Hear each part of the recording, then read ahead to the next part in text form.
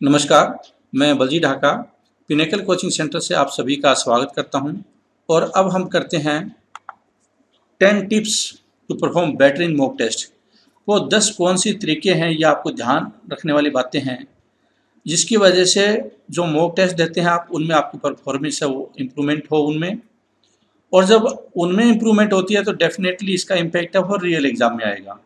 तो वो सारी चीज़ें हम लोग डिस्कस करने की कोशिश करते हैं कि किन बातों का ध्यान में रखें। पहला है फिक्स यूर शेड्यूल। आप अपना कितने टेस्ट देने हैं आपको, मान लो आपको 50 टेस्ट देने हैं, 60 देने हैं, 70 देने हैं, या आपका जब 1-2 दिन में एडमिट कार्ड आ जाएगा तो पता चलेगा कब है एग्ज़ाम। मान लो आपका एग्ज़ाम है 20 दिन के बाद में और एक दिन में आप 3 टेस्ट देना चाहते हैं, 3 टेस्ट या 4 टेस्ट देना चाहते हैं, इतना दे सकते हैं। क्यों? एक टेस्ट देने में 60 मिनट का टाइम लगता है और कुछ एनालिसिस तो आप बोल सकते हैं कि 1.5 घंटा में आप पूरा कंप्लीट कर सकते हैं। तो अगर 3 टेस्ट देते हैं, 4 टेस्ट देते हैं, 2 देते हैं, 1 देते हैं या 2 दिन में 1 देते हैं, आप अपने हिसाब से फिक्स कीजिए स्ट्रेटजीज को, जिससे कि आपकी फिक्सिंग हो जाए और शेड्यूल फिक्स हो जाए। फिर है एनालिसिस। अब जब टेस्ट देते हैं तो उसका एनालिसिस बहुत ज़रूरी है, तो आप ये भी साथ में फिक्स रखें कि मैं आमतौर पे कितना टाइम है लगाऊंगा या लगाऊंगी एनालिसिस के ऊपर। मान लो आप 1 घंटे टेस्ट देते हैं, उसके बाद 30 मिनट का एनालिसिस करते हैं, या 4 टेस्ट दे दिया आपने उसके बाद उनका एनालिसिस करते हैं। ऐसा भी हो सकता है, आपकी क्या सोच है उसके ऊपर डिपेंड करेगा। साथ में हो जाए तो ज़्यादा बेटर है। उसके बाद है रिवीजन और स्टडी। रिवीजन किस बात का? जो आज तक आपने सिलेबस किया है या क्वेश्चंस किए हैं या जो क्वेश्चन नहीं आए हैं या वैरायटी क्वेश्चन है, जो भी आपके दिमाग में आता है कि मुझे इसका रिवीजन करना चाहिए, आपकी चीज़ें कच्ची पक्की है तो वो उसका होगा। और फिर है कुछ एक चीज़ें हो सकता है आपने अभी तक कवर नहीं की हो, जैसे करंट जीके हुआ या ऐसी कोई चीज़ हो सकती है जो कवर नहीं किया, उसके ऊपर आप फोकस कर सकते हो, उसके ऊपर ध्यान दे सकते हो, तो वो स्टडी के अंतर्गत आप काउंट कर सकते हैं। तो ये 4 बातें हो गई। एक है टेस्ट देना, फिर उसका एनालिसिस या ऑब्जर्वेशन, ये भी इंपॉर्टेंट है इम्प्लीमेंटेशन के लिए। रिवीजन करना, जो अभी तक आपका कुछ प्रॉब्लम है या आप उसको दोबारा देखना चाहते हैं और कुछ एक्स्ट्रा ऐड करना चाहते हैं, ये 4 चीज़ों का आप शेड्यूल बनाइए। टेस्ट के साथ में ऐसे लिंकिंग कर सकते हैं। 10 घंटे हैं, 12 घंटे हैं, जैसे भी आपके पास टाइम है उसके अनुसार आप फिक्स कर सकते हैं। दूसरी टिप क्या होगी कि never end any online test without completing. ये स्टूडेंट की बहुत बड़ी प्रॉब्लम होती है। हम देखते हैं कि अगर किसी ने 15 टेस्ट दिए हैं तो 10 टेस्ट तो कंप्लीट ही नहीं किए उसने। कभी 10 मिनट दिया उसने, कभी 20 मिनट दिया, कभी 30 मिनट दिया, ऐसे करके छोड़ दिया बीच में। अगर या तो कोई मुश्किल क्वेश्चन आया या उसका कोई मैसेज आ गया, फ़ोन आ गया, चाय आ गई, खाना आ गया, मतलब कि कंप्लीट न होना उसका टेस्ट है, उसका कोई फ़ायदा नहीं होगा।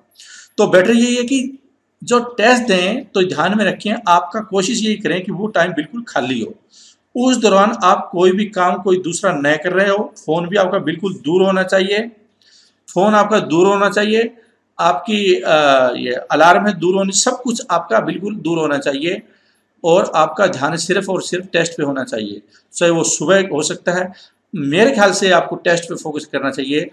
आमतौर पे 9 से 11 दिन में, अगर आप वर्किंग नहीं है तो, या जब भी शेड्यूल होता है, जैसे 2 से 4 शिफ्ट होती है। शिफ्ट ऐसे होती है 10 से 12 शिफ्ट हो सकती है आपकी, 2 से 4 हो सकती है, 3 से 5 हो सकती है। जब भी शिफ्ट का टाइम आए तो बेटर यही होगा कि उसके अनुसार, ताकि आपको आदत पड़ जाए कि किस टाइम में आपकी परफॉर्मेंस कैसी रहती है। आमतौर पर सुबह का टेस्ट देना, रात को जब नींद आ रही है उस टाइम में टेस्ट देना, या दोपहर का टेस्ट देना फ्लक्चुएट कर सकता है आपका स्कोर। तो फ्लक्चुएट की आपकी मॉनिटरिंग करेगा ये। और जो 3 लास्ट टेस्ट होते हैं, एक्चुअल में आखिर के 3 टेस्ट, वो असली डिसाइड करते हैं कि आपकी परफॉर्मेंस क्या चल रही है। आमतौर पर स्टूडेंट अगर 10 में देखता है कि जो हाईएस्ट स्कोर उसका आ रहा है वो बता देता है, ऐसा नहीं है। आप लास्ट 3 देखिए कि क्या स्कोर है, उसका एवरेज लीजिए, वो वास्तव में आपका करंट स्कोर है। फिर है make planning time allocation subject wise. अब देखिए, जब आप टेस्ट दे रहे हैं 60 मिनट का टाइम होता है, तो 60 मिनट में आप कितना टाइम किसको देंगे? अगर मैथ को आप मैथ सबसे ज़्यादा टाइम लेता है। अगर 25 क्वेश्चन आते हैं मैथ में तो 10-12 क्वेश्चन तो आसान होते हैं, 5-6 क्वेश्चन एवरेज होते हैं, 2-3 क्वेश्चन मुश्किल होते हैं। तो आप इस ढंग से कीजिए कि सबसे पहले तो आसान क्वेश्चन ही करने चाहिए सभी सब्जेक्ट से लेकर, उसके बाद मुश्किल की तरफ जाना चाहिए। दूसरे राउंड में आगे डिस्कस करेंगे अगली टिप में। लेकिन यहाँ पे क्या है कि आप इस अनुसार अपना टाइम डिसाइड कर सकते हैं। लेकिन एक बार जब आप डिसाइड कर लेते हैं, 2-4 मिनट का इधर उधर वेरिएशन कर सकते हैं, बहुत ज़्यादा एक्सपेरिमेंट नहीं कर सकते रियल एग्जाम में। जो भी आपको एक्सपेरिमेंट करना है वो आप टेस्ट सीरीज मॉक टेस्ट के दौरान ही कीजिए। और मॉक टेस्ट इसीलिए होते हैं ताकि आप एक्सपेरिमेंट उसी में कर सकें कि आपकी इंग्लिश कितनी देर में खत्म हो रही है, जीके कितना देर में खत्म हो रही है। ये पता चल जाएगा जब आप मॉक टेस्ट का सबमिट बटन दबाते हैं तो वहाँ पे टाइम आएगा। अगर मैं पिनेकल टेस्ट सीरीज की बात करूं तो उसमें जैसे आपने क्लिक किया तो आपको टाइम आएगा कि किस सब्जेक्ट में आपने कितने टाइम लिया और कितने क्वेश्चन हुए। उसके बाद क्या क्या क्वेश्चन का भी टाइम आता है, किस सब्जेक्ट में आपने कितना टाइम लिया है। Decide which is your order of attempt. देखो कई स्टूडेंट क्या होता है आमतौर पर ये सीरीज चलाते हैं, कोई बुरे नहीं है, आप अपने डिसाइड कर लीजिए जो भी सीरीज पहले आपको रीजनिंग करनी है अटेम्प्ट, या जीके करना है, इंग्लिश करना है, मैथ करना है, क्या अटेम्प्ट करना है। ज़्यादातर स्टूडेंट 60% के आसपास ये अटेम्प्ट कर सकते हैं, करते हैं आमतौर पे। रीजनिंग पहले कर देते हैं, फिर जीके करते हैं, इंग्लिश करते हैं, मैथ करते हैं। रीजनिंग क्यों करते हैं? आसान होती है, आमतौर पर सभी को आती है। लेकिन गलतियां भी रीजनिंग में बहुत होती है। बहुत सारे बच्चे तो जो रियल एग्जाम होता है उसमें सबसे कम मार्क्स रीजनिंग में ला रहे हैं आजकल। तो ये बात भी ध्यान में रखनी पड़ेगी कि कहीं ये आसान सब्जेक्ट आपको लेना डूबे। दूसरा क्या है कि मुझे लगता है कि आप अगर आपका परफॉर्मेंस इंप्रूवमेंट नहीं आ रही है, एक स्टक हो गया है, तो एक बेटर यही है कि आप अपनी सीक्वेंस में थोड़ा चेंज कीजिए और ये सीक्वेंस एक बार करने की कोशिश कीजिए। क्योंकि बहुत सारे स्टूडेंट ने पहले जब 100-110 के आसपास स्कोर कर रहे थे या 90 कर रहे थे, और उन्होंने अगर ये सीक्वेंस की, पहले मैथ फिर रीजनिंग फिर इंग्लिश फिर जीके, तो उनका स्कोर 120-130 के आसपास भी आना स्टार्ट हो गया। लेकिन ये हर इंसान के ऊपर लागू नहीं होगा, वो इंडिविजुअल टू इंडिविजुअल पे वेरी करता है। जो बच्चे मैथ से डरते हैं उनको अगर ये कर लेते हैं तो शायद उसका स्कोर ज़्यादा इंप्रूवमेंट हो सकता है, तो वो कैटेगरी देखें। लेकिन एक एक्सपेरिमेंट जरूर कर सकते हैं, अभी टाइम है आपके पास में, कि पहले मैथ अटेम्प्ट करने की कोशिश करें लिमिटेड टाइम में, फिर रीजनिंग पे जाएं, फिर इंग्लिश पे जाएं, और आखिर में जिस पे सबसे भरोसा कम होता है आमतौर पर स्टूडेंट का जीके पे। हालांकि जीके बहुत कम टाइम में हो जाता है, लेकिन होता क्या है कि इसमें गलतियां भी होने की संभावना ज़्यादा होती है। अगर आपके पास आखिरी में 2-3 मिनट भी बचा हुआ है तो भी आप इसको काफ़ी अटेम्प्ट कर सकते हैं। तो इसको कोशिश करें कि आपका प्रेशियस टाइम, जहाँ पे एनर्जी स्टार्टिंग में ज़्यादा आपकी कंजर्व रहती है, वो अननेसेसरी जीके पे दिमाग खराब ना करें। तो बेटर ये है कि सबसे टफ सब्जेक्ट को पहले पकड़ लें, या टफ नहीं है तो कम से कम स्कोरिंग सब्जेक्ट जरूर है मैथ और रीजनिंग, और उसमें 85 to 90 प्लस स्कोर जरूर रखें। आमतौर पर बहुत सारे स्टूडेंट 95 भी कर लेते हैं। तो फिर उसके बाद इंग्लिश पे आए, 30 के आसपास, 30 से 40 के बीच में टारगेट रख सकते हैं, और ये स्कोर है आप 20 से 40 के बीच में जीके का भी रख सकते हैं। तो इस रेंज में आप रखने की कोशिश कीजिए, और थोड़ा सीक्वेंस में चेंज कीजिए अगर इंप्रूवमेंट नहीं आ रहा है तो स्कोर में। Easy question must attempt in first round. First round में देखो आप 2 या 3 राउंड भी लगा सकते हैं। सब आमतौर पर स्टूडेंट का एक ये भी रीजन होता है ज़्यादा स्कोर स्टक हो जाना, कि वो सारे क्वेश्चन अटेम्प्ट करने की कोशिश करते हैं, स्टार्टिंग में मुश्किल होते हैं, उस पर ज़्यादा टाइम लग जाता है और आखिर में फ्रस्ट्रेट हो जाते हैं, और फिर वो क्या है, स्कोर बढ़ने नहीं पाता। तो मेरा ये सजेशन है, आप कोशिश कीजिए इसको भी एक एक्सपेरिमेंट के रूप में, कि जितने भी अटेम्प्ट आसान क्वेश्चन आपको लग रहे हैं सबसे पहले वो कीजिए। आखिर में जो 15-10 मिनट का टाइम बचे, आप थोड़ा मुश्किल पे जा सकते हैं, और जो बच गए हैं मतलब, और फिर जो बिल्कुल भी नहीं आ रहे हैं उनको ट्राई करें आखिर में, मतलब 2 राउंड 3 राउंड की आप सीक्वेंस लीजिए। कौन सी सीक्वेंस आपको बेस्ट सूट कर रही है, हर इंडिविजुअल का अपना अपना हो सकता है, लेकिन इस पर एक्सपेरिमेंट करने की गुंजाइश है मॉक टेस्ट में आपके पास में। लेकिन ये जरूर ध्यान में रखें कि जब रियल एग्जाम हो तो जितने क्वेश्चन आपको आते हैं वो अटेम्प्ट करके आप जरूर आए। स्पेशली कई बार होता क्या है कि स्पेशली जैसे मैथ है, अब मैथ सारी साल पढ़ते हैं बच्चे, 60 से 70% टाइम मैथ में लगाते हैं, और वो क्या करते हैं एग्जाम में रीजनिंग, इंग्लिश, जीके और इंग्लिश पे वो 55 मिनट 50 मिनट लगा देते हैं, आखिर में 5-10 मिनट बचते हैं, और फिर वो मैथ के ऊपर बैठते हैं। तब तक आप उसका काम तमाम हो जाता है, और उसमें 1-2 क्वेश्चन में स्टक हो जाते हैं। तो बेटर ये है कि जो क्वेश्चन कम से कम मैथ का है, रीजनिंग और श्योर हो, वो आ रहा है, वो तो जरूर किया जाए। तो इस बात पे जरूर रखें, डेफिनेटली आपका स्कोर इंप्रूवमेंट होगा, 100% इंप्रूवमेंट होगा अगर ये ध्यान में रखते हैं तो। Evaluate your question. जो क्वेश्चन दोस्त to more than 1 minute time, अब देखो आप कैटेगरी में बांट सकते हैं क्वेश्चन को। जो क्वेश्चन आपको ज्यादा टाइम लगा रहे हैं, 1 मिनट से ज्यादा टाइम ले रहे हैं, जब आपने मॉक टेस्ट खत्म किया, और 5-7 क्वेश्चन ऐसे होंगे जिनका टाइम ज्यादा लगा 1 मिनट से, कुछ क्वेश्चन ऐसे होंगे 10-15 के आसपास जिनका टाइम लगा 30 सेकंड से। हालांकि उसके करेक्ट हो गए हो सकता है आपसे ये, लेकिन देखें कि ये इसमें क्यों टाइम लगा, और इसको टाइम को कैसे रिड्यूस किया जा सकता है। अगर उनके ऊपर आप वर्कआउट करेंगे 4-5 टेस्ट के बाद भी आपकी स्कोर में इंप्रूवमेंट आना काफी ढंग से अच्छे से स्टार्ट हो जाएगा। दोज वर रॉन्ग, उसके ऊपर तो ऑब्वियसली ध्यान देना ही देना है कि क्यों वो गलत हुए, कैसे इसको ठीक किया जा सकता था, यही तो एनालिसिस का एक पार्ट होगा। लेकिन ये ऊपर वाले भी 2 चीजें इंपॉर्टेंट होगी। और कुछ क्वेश्चन ऐसे होते हैं आमतौर पे जो आपने तुक्का लगाया करेक्ट हो गया, तो वो भी देखें कि ऐसा क्या रियल एग्जाम में हो पाएगा, या आपकी तुक्के की एक्यूरेसी कितनी आ रही है। अगर ज्यादा अच्छी एक्यूरेसी मोर देन 50% है तो ऑब्वियसली आपके तुक्के ठीक चल रहे हैं, चलने दीजिए। इंटेलिजेंस गेस बोलते हैं, फिर आगे आता है कंटिन्यू ऑब्जर्वेशन प्लस प्रैक्टिस। देखो आमतौर पर स्टूडेंट क्या फ्रस्ट्रेट हो जाता है कि 110 के आसपास आ रहा है, 80 नंबर आ रहा है, 90 आ रहा है, स्कोर इंप्रूवमेंट नहीं हो रहा है, कितने टेस्ट किए पूछा जाता है, 10 किए, तो 10 में कहाँ इंप्रूवमेंट होगा? अगर पिनेकल की टेस्ट 90 टेस्ट आपने लिए हुए हैं, हालांकि जो एक नई टेस्ट सीरीज हमने स्टार्ट की जिसमें 20 टेस्ट है, तो अगर किसी के पास कम टाइम है या कम टेस्ट करना चाहता है वो ये कर सकता है, लेकिन जिसने ज़्यादा की ले रखे हैं तो वो ज़्यादा अटेम्प्ट जरूर करें, क्योंकि लगातार जब अटेम्प्ट करेगा तो उसका स्कोर, देखो कुछ स्टूडेंट का स्कोर ऐसे बढ़ता है, ऐसे करके धीरे धीरे ऐसे ग्राफ जाता है, कुछ का स्कोर, कुछ बच्चों का ग्राफ जाता है ऐसे,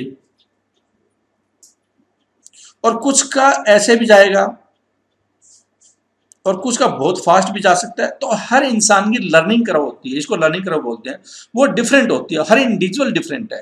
तो कुछ बच्चे जब ये फ्रस्ट्रेट हो जाते हैं कि हमारा स्कोर ज़्यादा नहीं बढ़ रहा है, थोड़ा थोड़ा बढ़ रहा है, स्टक हो गया हूँ मैं, तो वो जो पीछे टिप्स बताइए और आगे भी बताएंगे उसको फॉलो करते हुए और वो लगातार चलता रहे। डेफिनेटली क्वेश्चन बहुत सारे ऐसे होंगे जो रियल एग्जाम में आपके डायरेक्ट आएंगे, 25 से 30% क्वेश्चन जो आपने मॉक टेस्ट में किए होंगे उन्हीं से आ जाएंगे, और आपका स्कोर 100% जब आप टेस्ट लगातार देते रहेंगे तो आपका अल्टीमेटली बढ़ेगा। कुछ एक टाइम में स्टक होता है इंसान, हर आदमी स्टक होता है, लेकिन फिर उसके बाद उसका स्कोर जब ऑब्जर्व करता है तो उसके बाद बढ़ना स्टार्ट हो जाता है ऑटोमेटिकली। तो इस पे पेशेंस रखिए, पेशेंस ही सबसे बड़ी आपका धरोहर होगी इसमें। Never stop just because your score is not improving. आप करते रहेंगे, ऑब्जर्व करते रहेंगे, इंप्रूव करते रहेंगे, क्वेश्चन याद हो जाएंगे, बहुत सारे क्वेश्चन आपको टिक मार्क लगेगा सीधा रियल एग्जाम में। अगली टिप है tip number 8, follow 70-30 rule.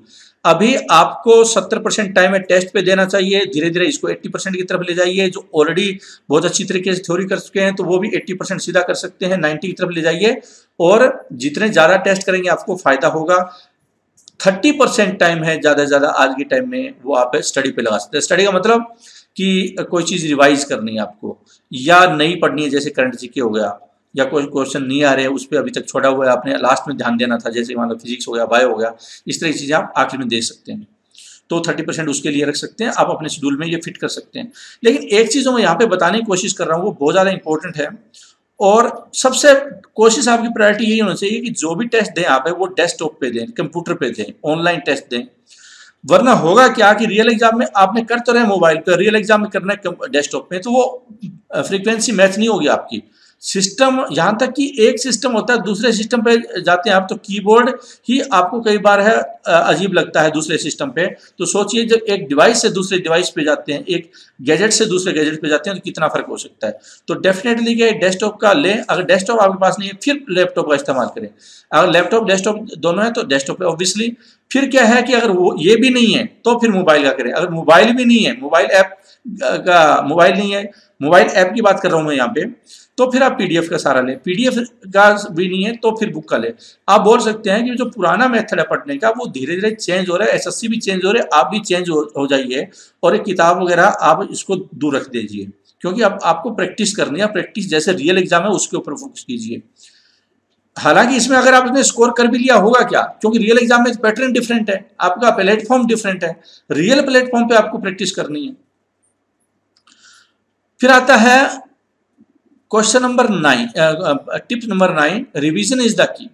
Revise what you have studied till now including study material और इंक्लूडिंग टेस्ट। टेस्ट को रिवाइज का मतलब कि जो क्वेश्चन आपको नहीं आए, आपने बुक मार्क किए, या आपने स्ट्रीमिंग, मैं ये सजेस्ट करूंगा आप एवरनोट का सहारा लीजिए, क्योंकि अगर आप किसी ऑनलाइन टेस्ट में दोबारा जाते हैं तो बहुत टाइम वेस्ट हो सकता है आपका, बहुत अननेसेसरी टाइम वेस्ट होगा। और आप इस पे यूज करेंगे तो आप क्या उन्हीं क्वेश्चन को अटेम्प्ट करेंगे और डायरेक्ट जाएंगे, और जो आपको नहीं आए। तो इन टूल्स का सहायता लीजिए, टेक्नोलॉजी का सहायता लीजिए, आपका काम है, एफिशिएंसी है वो बढ़ेगी, आपका काम है वो बहुत एफिशिएंट होगा, एफिशिएंसी बढ़ेगी, आपको फायदा होगा। तो ये टूल्स का इस्तेमाल करते हुए जो क्वेश्चन नहीं आ रहे थे उनको रिवाइज कीजिए। रिवीजन है वो बहुत की होता है, अननेसेसरी आप चीजें पढ़ते जाएंगे, रिवीजन नहीं करेंगे कोई फायदा नहीं होगा। Never think you will not qualify. एक मेंटल गैप आ जाता है कि पता नहीं होगा नहीं होगा, होगा नहीं होगा। जब आप ऐसा सोच लेते हैं तो डेफिनेटली नहीं होगा, डेफिनेटली फिर नहीं होगा। तो कम से कम टायर 1 तक आप होप रखें और पूरा अपने ऊपर विश्वास रखें जी आपके 50 नंबर भी आ रहे हैं। मैंने बहुत सारे ऐसे स्टूडेंट देखे जिन्होंने 30 मार्क्स से स्टार्ट किया था टेस्ट सीरीज में और वो 150 160 तक पहुंच गए और उनका फाइनल सिलेक्शन हुआ। तो ये हर इंसान की एक फेज होती है, कुछ की 60-70 नंबर से स्टार्ट होती है, कुछ की 30 से स्टार्ट हो जाती है, कुछ की 80-90 से स्टार्ट हो जाती है, लेकिन पहुंच सारे वहां पे सकते हैं। इसलिए अपने ऊपर भरोसा रखें आखिरी मौके तक और पॉजिटिव आपके दिमाग में विचार आने चाहिए और जब आप भरोसा रखेंगे तो डेफिनेटली आपका एग्जाम भी क्लियर होगा। तो ये सारी अगर 10 टिप आप दिमाग में रखते हैं, टेस्ट सीरीज में इंप्लीमेंट करते हैं, तो आपका स्कोर है वो बढ़िया होगा और 2017 में आपकी नौकरी लगेगी। Thank you very much for watching this presentation. All the best.